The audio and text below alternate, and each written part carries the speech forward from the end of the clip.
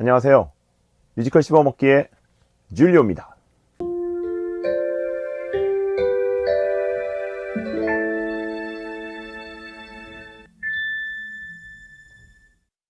네, 오늘은 뮤지컬 미스 사이공의 배경 설명에 대한 영상을 좀 급하게 만들게 되었습니다.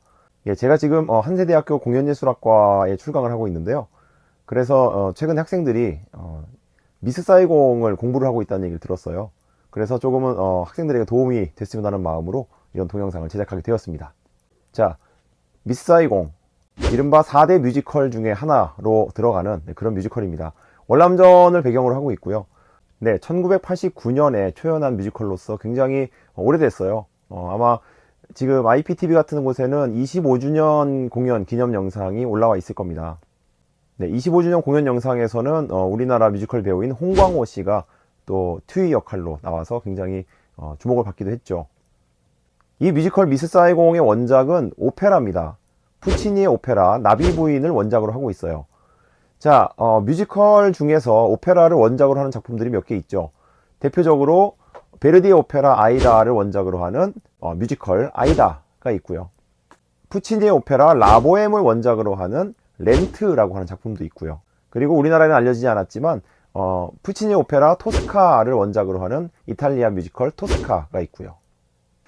네, 이런 식으로 오페라라고 하는 장르를 뮤지컬로 재해석을 하는 그런 작품들이 앞으로도 기대가 되고 있는데요.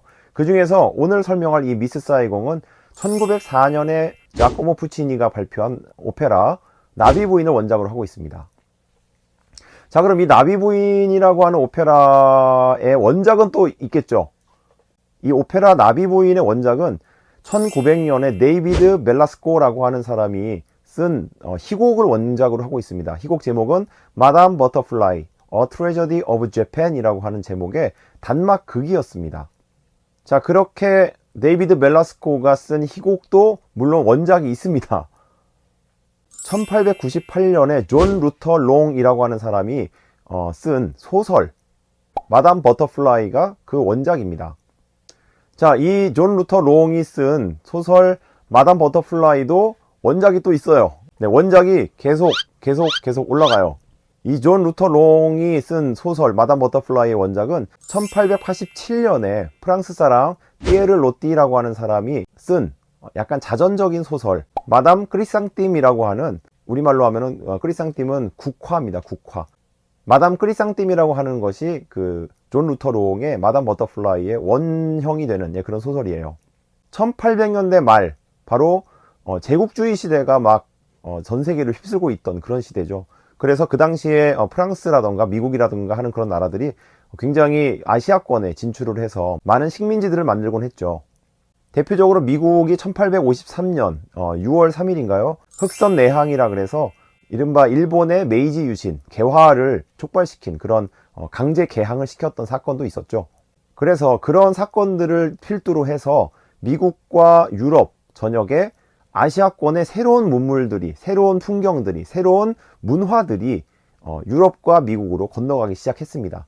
자, 그 중에서 이 모든 작품의 원형이 되는 마담 크리상팀이라고 하는 것은 피에르 로띠라고 하는 사람이 그 나가사키, 일본 큐슈 나가사키에 있는 주님 맛지라고 하는 곳에서 생활을 하면서 거기에서 있었던 일들을 기록을 한 그런 일종의 자전적인 스토리를 원형으로 하고 있습니다. 그렇게 1887년에 마담 크리상팀이라고 하는 작품은 1890년에 오페라로 쓰여지게 됩니다. 자, 그리고 나서 푸치니하고 상관없이 이 마담 크리상팀이라고 하는 작품을 원형으로 해서 미국의 변호사이자 작가였던 존 루터 롱이 마담 버터플라이라고 하는 제목으로 소설을 쓰게 됩니다. 자, 이 소설은 지금 우리가 알고 있는 미스 사이공 그리고 오페라 나비 부인의 모든 스토리 라인에 거의 일치하는 인물들을 가지고 있습니다. 자, 이 소설 때문에 마담 버터플라이를 뜻하는 일본어 초초상이라고 하는 이름이 처음으로 등장을 하게 되고요. 그렇게 해서 굉장히 유명해진 이 소설을 바탕으로 해서 데이비드 멜라스코라고 하는 미국의 이 극작가가 이것을 단막극인 비극으로 각색을 하게 돼요. 자, 이 제목이 뭐라 그랬죠? 마담 버터플라이, A Tragedy of Japan. 그래서 나비 부인, 그리고 일본의 비극이라고 하는 제목으로 연극을 1900년에 공연을 하게 됩니다. 그리고 나서 그해 여름에 런던에서 이 작품이 무대에 오르게 돼요. 이때 이탈리아 작곡가 자코모 푸치니가 이 작품을 관람을 하게 됩니다. 자, 거기서 영감을 얻은 자코모 푸치니는 그동안 자기하고 작업을 계속해왔던 루이지 일리카와 주세페 쥐아코사라고 하는 두 명의 대본가와 함께 이 마담 버터플라이라고 하는 나비 부인이라고 하는 이 연극을 오페라 대본으로 제작을 하게 됩니다. 그래서 1904년에 밀라노에서 초연을 하게 돼요. 자, 이 당시에는 일본풍의 어떤 그런 소품들, 일본적인 어떤 배경들, 나가사키를 배경으로 하는 그런 이국적인 풍경들 때문에 굉장히 사람들의 호기심을 끌었지만 어떤 완성도 면에서 좀 떨어져서 굉장히 혹평을 받았다고 합니다. 자, 1904년 2월 17일에 초연을 했었는데 이때 망했어요. 망했습니다. 그래서 이 작품에 대한 애정이 있어서 개작을 열심히 했어요. 그래서 같은 해 1904년 5월 28일에 브레샤라고 하는 동네에 가서 이 오페라를 올려서 이때부터 빅 히트를 치기 시작합니다. 자, 마담 버터플라이, 나비 부인의 내용은 우리가 미스 사이공을 이미 보신 분들 같은 경우는 아마 이 내용을 제가 지금 간단히 말씀드려도 아실 수 있을 거예요. 내용은 거의 똑같습니다. 다만 미스 사이공의 크리스에 해당하는 인물이 미국의 해군 대위, 핑커턴이라고 하는 사람으로 되어 있고요. 그리고 킴에 해당하는 인물은 초초상, 바로 나비 부인으로 되어 있고요. 그리고 거기에 이제 엔지니어라고 나오는 사람이 있죠. 그 사람에 대응되는 사람은 고로라고 하는 중매쟁이 영감으로 나옵니다. 그리고 크리스의 친구에 해당하는 존의 역할을 하는 사람은 샤플레스라고 하는 미국 영사로 대체가 되게 됩니다. 그리고 약간 다른 게 있다면 거기서 튜리 역할로 나오는 사람 있죠. 그 사람은 야마도리라고 하는 아주 부인이 많았던 아주 돈이 많은 일본 영감으로 나오게 되고요. 그 정도의 차이는 있지만 기본적인 구조는 똑같습니다. 자, 지금부터는 이제 미스 사이공에 대한 아주 간단한 몇 가지 말씀을 드리려고 하는데 사실 이 영상은 자칫 잘못하면 노란 딱지가 붙을 수도 있겠다는 생각을 합니다. 왜냐하면 이 미스 사이공이라고 하는 뮤지컬을 올바로 이해하기 위해서는 사실은 미군들의 문화, 외국에 나가 있는 미군들의 문화를 조금 이해를 할 필요가 있고, 그리고 그뿐 아니라 기본적인 미국 사람들, 미군의 구성, 미국 젊은이들의 어떤 행태 이런 것들을 조금은 이해를 할 필요가 있어요.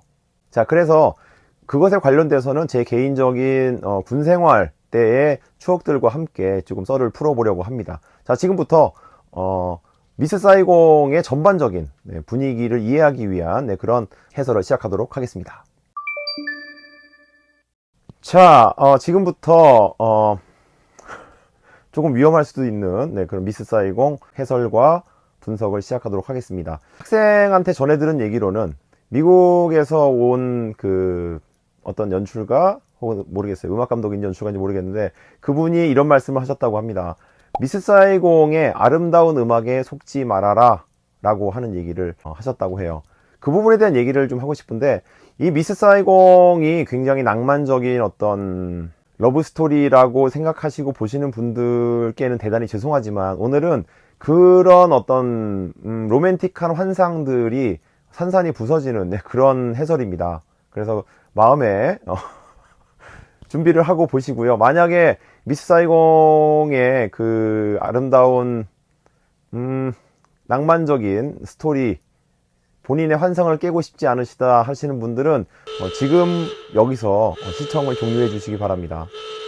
자, 그러면은 지금부터 노란 딱지 붙을 각오가 되어 있는 그런 해설을 시작하도록 하겠습니다. 자, 이 나비 부인과 미스 사이공 둘 다 특징이 뭐냐면요, 미군이 있었다, 그리고 외국에 갔다, 거기서 현지처 개념의 여자를 만났다, 그런데 아이가 생겼다, 그리고 자기는 본국으로 돌아갔다, 어찌 됐던 본국으로 돌아갔다, 그리고 거기서 다른 미국 여자를 만나서 결혼을 했다, 그런데 나중에 자기의 아이가 있다는 사실을 알았다, 그리고 그 아이를 데리러 왔다, 그런데 여자는 데려가기 싫었다, 그래서 아이만 번이라도 데리고 갔으면 좋겠다라고 마음먹은 이 엄마에 해당하는 현지처는 목숨을 끊는다. 이게 아주 이 뮤지컬 미스 사이공과 오페라 나비 부인의 기본적인 구조입니다. 이 미군들이요. 네, 우리가 영화에서 아주 뭐 미군들 많이 보잖아요. 자, 이 미군들의 구성은요, 사실은 뭐 배운 사람도 있고 굉장히 좋은 사람들도 많이 있어요.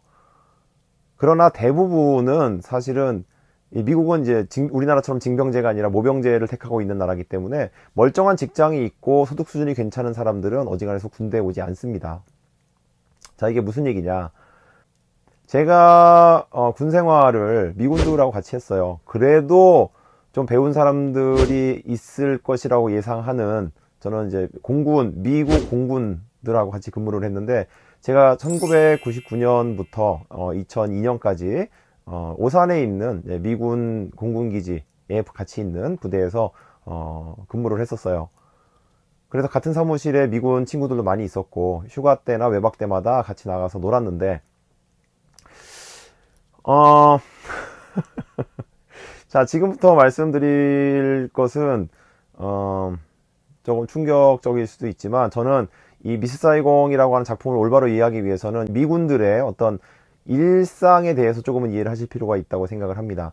자, 제가 군 생활을 했던 1999년 송탄 문화관광특구라고 하는 지역, 그곳에서의 어떤 미군들의 일상들, 그리고 미군들과 함께 했던 용산 이태원에서의 정신없었던 저의 휴가 스토리, 이런 것들을 잠깐 말씀드릴 건데, 기본적으로 이 미군들이 어느 나라 가면요, 아니 뭐 미군뿐만 아닐 수도 있어요. 미군뿐만 아닐 수도 있는데, 어느 군부대가 주둔을 하면 그 부근에는 반드시 그 군인들을 상대로 하는 어떤 위락시설들이 생겨나기 마련입니다. 왜냐하면 미군들은요, 우리나라하고 다르게 일과 시간이 끝나면 자유입니다.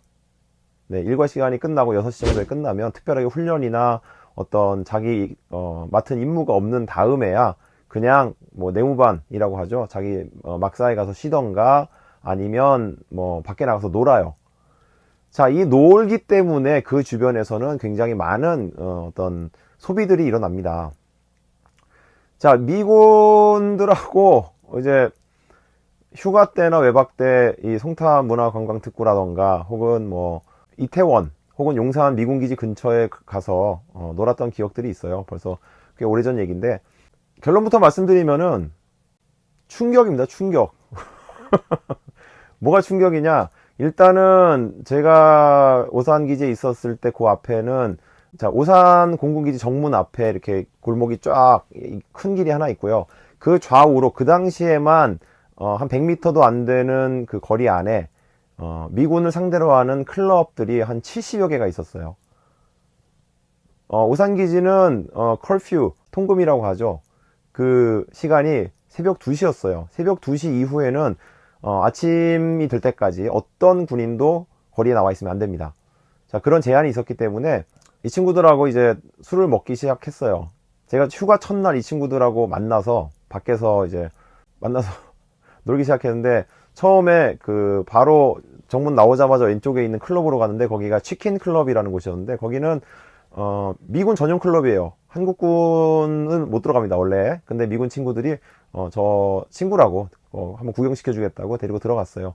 들어가자마자 그때가 이제 밥 먹고 한 7시쯤 됐는데, 그 러시안 룰렛이라는 게임을 하자고 하더라고요. 그게 뭐였냐면은, 이렇게 쟁반 위에다가 스트레이트 잔을 한 7개 놓고, 그때 저 빼고 6명이 더 있어서 그 쟁반 위에다가 스트레이트 잔을 놓고 6개는 맹물을 따르고 1개만 에버클리어라고 하는 술을 따랐어요. 자, 에버클리어라는 술은 제가 알기로는 95도 정도 되는 술이에요. 무색무취에 거의 뭐 그냥 생 알코올이죠. 네, 그런 술이었어요. 그래서 이제 그거를 놓고, 어느 게 에버클리어인지 몰라요. 그리고 그 쟁반을 이렇게 돌립니다. 그래서 멈추면 1, 2, 3 하고 코를 잡고 자기 앞에 있는 이 잔을 들어서 탁 먹는 거예요. 딱 먹었는데 제가 걸렸어요. 운명인지 우연인지 딱 먹었는데, 코를 잡고 먹으니까 냄새 안 나니까 입에 쏙 들어가잖아요. 딱 넣었는데, 저는 이제 티를 안 내려고, 이제 제가 먹은 건 알았어요. 딱 입에 들어가자마자 여기서부터 이렇게 쭉 타내려가기 시작하는데, 제가 먹은 건 알았는데, 아, 그래도 티를 내지 말아야겠다 그러는데, 여러분들 95도 술이 이렇게 들어가잖아요. 여러분들 중국집에서 뭐 고량주 같은 거 먹어도 이렇게 탄다 그러잖아요. 95도가 들어가면 타는 정도가 아니고, 이게 이렇게 돼서 불이 입으로 확 나옵니다. 와, 정말 그걸로 이제 시작을 했어요. 그래서 그날 새벽 2시가 될 때까지 클럽을 한 7, 8군데 돌아다녔어요. 돌아다니면서 음악도 듣고 춤도 추고, 뭐 거기 이제 일하시는 필리핀에서 오신 웨이트레스들이 굉장히 많습니다. 그래서 그분들한테 뭐 이렇게 뭐 이런저런 얘기도 하고, 그리고 이렇게 야구르트인데 그 5,000원을 주면은 그 사람들한테 그걸 사주는 거예요. 네, 그렇게 사서 주고 뭐 이런 것들을 해요. 그리고 나서 자, 저의 충격은 이제 새벽 2시에 가까워 오면서 시작을 했습니다. 그때 제가 마이크라는 친구와 프랭키라고 하는 그 친구, 마이크는 백인이고 프랭키는 푸에르토리코에서 온 친구였어요. 그 두 친구하고 이제 계속 다녔는데, 새벽 2시가 근접을 했는데, 사실은 뭐 제가 근데 술을 많이 먹는 그건 아니어서 굉장히 멀쩡했는데, 새벽 2시에 가까우니까 이 마이크라는 친구가 갑자기 아까 앞에서 말씀드렸던 에버클리어를 3잔을 딱딱딱 원샷으로 때리더라고요. 그래갖고 야, 괜찮냐 그러니까 자기는 지금부터 잘 곳을 찾아 떠난다 뭐 이러면서 여자를 찾아서 떠나는 거예요. 그러니까 뭐 미군 여자도 뭐 밖에 나와 있고, 뭐 그 외에 등등등 뭐 프리한 웨이트레스라던가 등등등을 찾아서 갑자기 이 에버클리어 3잔의 힘을 빌어서 잘 곳을 찾아 떠나겠다 그러더니 갑자기 휙 도망가는 거예요. 전 그때 되게 충격이었어요. 멀쩡히 잘 놀다가 이제 콜퓨, 네, 통금이 다가오니까 자기 살 길을 찾아서 훅 가버리는 거예요. 다행히 저랑 같이 있었던 프랭키라고 하는 친구는 이제 의리를 지켜서 저하고 같이 이제 여관방에 가서 술이 둘 다 어쨌든 떡이 돼서 잠이 들었는데, 그 마이크란 친구가 그 에버클리어를 먹을 무렵 즈음에는 이미 주변에 있었던 그 미군들의 눈빛들이 다 이렇게 뭔가 변신 모드로 다 바뀌더라고요. 싹 다 바뀌더라고요. 그냥 내가 이대로 잠들 순 없다. 술도 먹었겠다. 기분도 좋겠다. 내가 함께 잘 상대를 찾아서 떠난다. 뭐 모두가 이런 모드였어요. 주변에 정말 농담이 아니고 제 주변에 있었던 그 클럽 주변에 있었던 미군들의 모드가 전부 그렇게 다 바뀌는 거예요. 정말 깜짝 놀랐죠. 그리고 나서 그 다음에 뭐 군대 안에서 미군들하고 뭐 고기도 많이 구워 먹고, 미군들 내무반에 가서 피자 시켜 먹고 맥주 먹고 뭐 재밌게 놀았어요. 미군들하고 참 뭐 가깝게도 지내고 재밌게도 지냈는데, 이 친구들하고 용산에서 한번 만난 적이 있어요. 미군 기지 클럽, 그 이태원 쪽에 클럽들 구경시켜준다 그래서 만나가지고 노는데, 용산 쪽은 그 커퓨가 없습니다. 그래서 밤 새서 놀았어요. 그때는 뭐 근데 아무래도 이제 밤을 새서 놀다 보니까 저를 두고 가는 일, 그런 일도 없었는데, 그때 클럽을 22군데를 돌았어요. 저녁 한 8시부터 다음날 아침 7시 반까지 거의 12시간 가까이, 예, 클럽을 한 22군데를 돌았어요. 왜냐면 제가 그날 먹은 맥주를 계산했더니 맥주를 22병 먹었더라고요. 클럽 한 군데 갈 때마다 한 병씩 먹었으니까. 당구도 치고 뭐 그러고 놀았는데, 다행히 그날은 저를 버리고 가진 않았어요. 그런데 제가 그날 또 그 이태원에서 느꼈던 건 뭐냐면, 여기 또 육군들이잖아요. 미 육군들이 주로 많다 보니까 육군들을 노는 걸 봤는데, 이렇게 표현하면 좀 과격할 수도 있는데 조금 짐승들 같았어요. 노는 게 저희가 그냥 일반적으로 야 뭐 이렇게 흥겹게 노는 게 아니라, 아마 크리스마스나 그 설날이 아니죠. 뉴 이어스 데이, 새해 첫날 넘어가는 즈음에 이태원에 나가보신 분들은 아마 제가 지금 드리는 말씀이 어떤 분위기인지 아실 거예요. 그때는 뭐 거의 극에 달아 있죠. 사람들이 술을 먹고 뭐 난장을 피우고 싸움을 하고 택시 위에 올라타고 남의 차 유리창 두들기고 갑자기 소리 지르고 뭐 길 가다 옷 벗고 하는 뭐 그런 것들을 그냥 밤새 내내 보는 거예요. 제가 클럽을 22군데 도는 동안에 제가 있던 클럽에만 헌병대가 5번 정도 들어왔어요. 그래서 싸우는 놈 잡아가고 뭐 난리도 그런 난리가 없어요. 술이 취하니까, 술이 취한 어떤 사병이 있었는데 헌병 장교가 똑바로 서라 그러니까 거기다가 이제 뭐라고 이제 욕을 했나 봐요. 와, 그랬더니 이 장교도 그냥 아주 깔끔하게 제압하더라고요. 그냥 뭐 그 몽둥이를 꺼내가지고 네, 술 취한 그 사병을 아주 반 죽여놓더라고요, 눈앞에서. 그래서 이게 좀 뭔가 좀 살벌하구나. 근데 살벌할 수밖에 없는 게 워낙에 이 미군들이 아까도 앞에 잠깐 말씀드렸지만 이 사병으로 오는 미군들이요, 그렇게 교육 수준들이 높지가 않아요. 자, 지금 코로나 사태 때문에 뭐 이런저런 뭐 뉴스도 많이 보시지만 미국의 사태를 보면 어때요? 하루에 확진자가 7만 명씩 넘게 나오는데도 아직도 뭐 마스크를 쓰면 안 된다느니, 뭐 대통령도 걸렸는데 대학교가 개강을 했더니 코로나 파티라는 거를 기획을 해서 열지를 않나. 이게 우리나라 내지는, 아니 우리나라가 아니더라도 기본적으로 좀 이성적 판단이 되는 사람들이라면 안 할 짓들을 저 사람들은 지금 너무 자연스럽게 한단 말이죠. 그걸 문화라고 할 수 있을지 모르지만 제 생각에는 기본적인 교육 수준이라고 그래야 될까요? 사회적인 어떤 책임이랄지 어떤 공공 질서라든지 이런 것들을 따르고 지켜야 한다라고 하는 어떤 그런 교육 수준들이 너무 낮아요. 제가 미군들을 봤을 때는. 장교들은 모르겠고, 장교들은 굉장히 나이스했던 것 같아요, 전반적으로. 그러나 사병들을 봤을 때는 굉장히 생각하는 게 조금 어떻게 저런 생각을 하지 싶을 정도로 뭐 기발한 면도 있지만 한편으로는 굉장히 우리나라에서 정말 문제아들 같은 느낌을 주는 사람들이 사실은 대부분이었어요. 물론 부대 안에서 맨정신이고 군율을 따라야 될 때는 깜짝 놀랄 만한 어떤 그런 퍼포먼스들을 해요.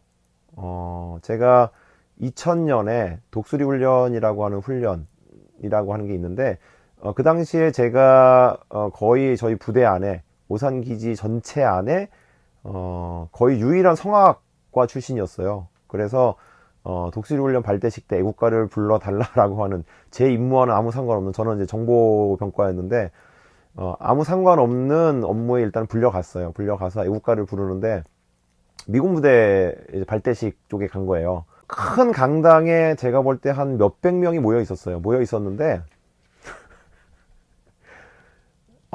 그런 우리나라에서 군대 갔다 오신 분들 아시지만 그 앞에 이렇게 무슨 행사가 있으면 우리는 뭐 한 2시간 전부터 줄 세워놓고 뭐 이거 해라 저거 해라 하고 예행 연습 이런 거 하잖아요.